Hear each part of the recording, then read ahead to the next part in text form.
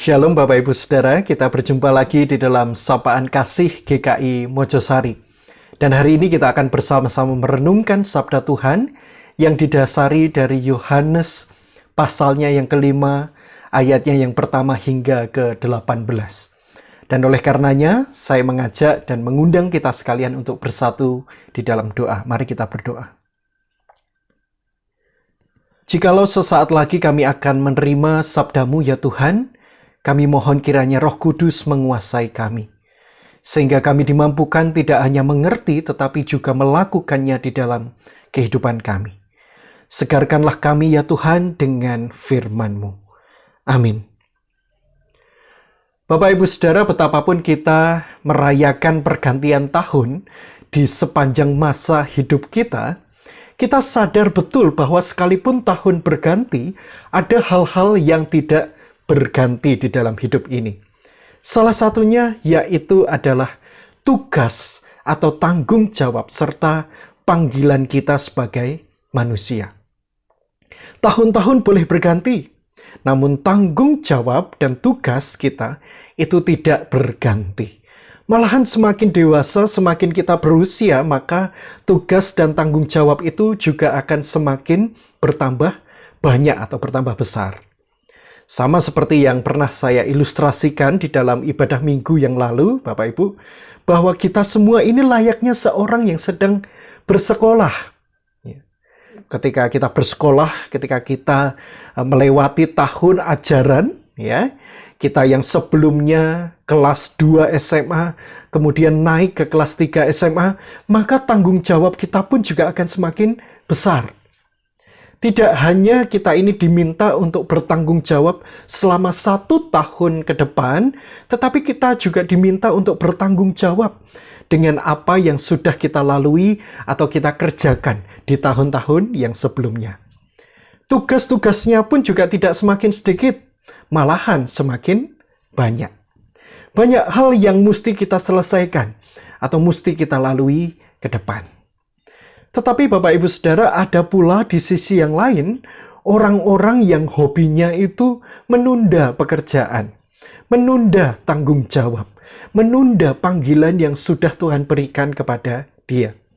Kita yang sebenarnya sudah diberikan kesempatan oleh Tuhan yang sangat besar sekali, sangat lebar untuk menyelesaikan dan melakukan tugas itu, namun kita memilih untuk menundanya dengan berbagai alasan. Bahwa aku masih ingin menikmati hidupku lebih lagi. Bahwa masih ada waktu lain, Pak. Tidak sekarang, tapi nanti. Lebih lagi kita mengatakan bahwa nanti pasti akan ada orang lain yang mengerjakannya. Biar orang lain saja, jangan saya, dan lain sebagainya. Saudaraku, mari kita bersama-sama belajar dari sosok Yesus sendiri kali ini. Di Yerusalem dulu itu ada sebuah kolam yang dianggap sakral oleh orang-orang Yahudi. Nama dari kolam ini adalah kolam Bethesda, Bapak Ibu.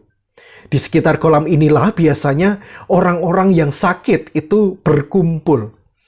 Bagaimana mereka ini bisa sembuh?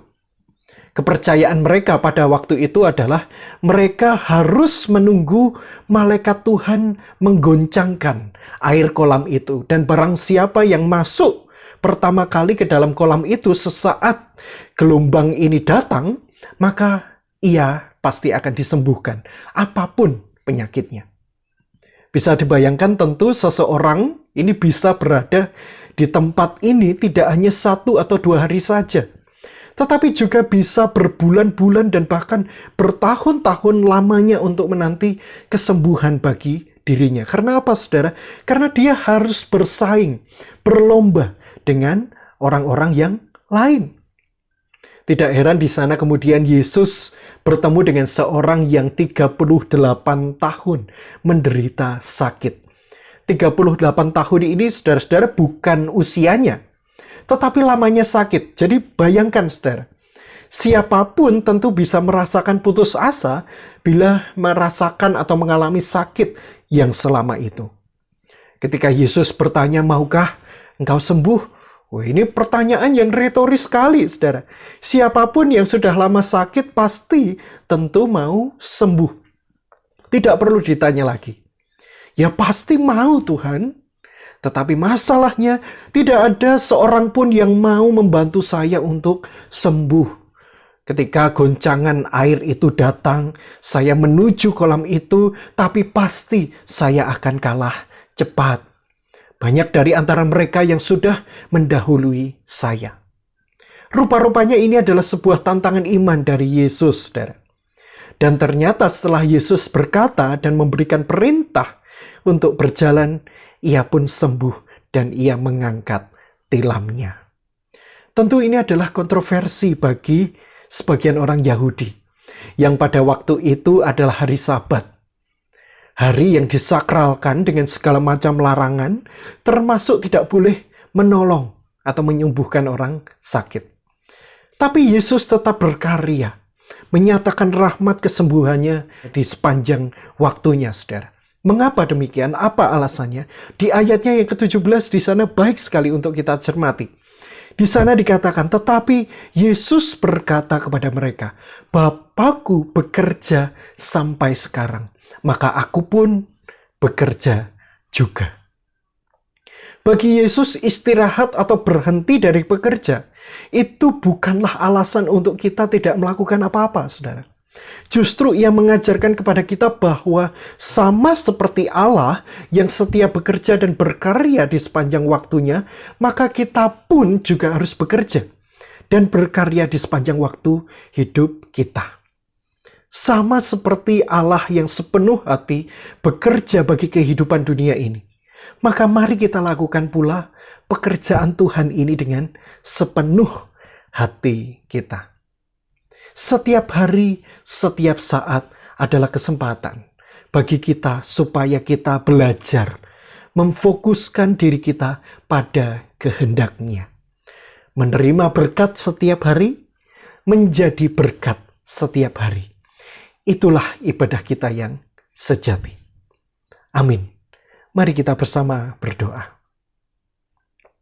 Tuhan, biarlah kami saat ini kembali diingatkan untuk bekerja, berkarya dengan sepenuh hati kami, sesuai dengan tanggung jawab yang diberikan Tuhan kepada kami masing-masing. Supaya dengan demikian nama-Mu lah yang dipermuliakan di dalam kehidupan kami.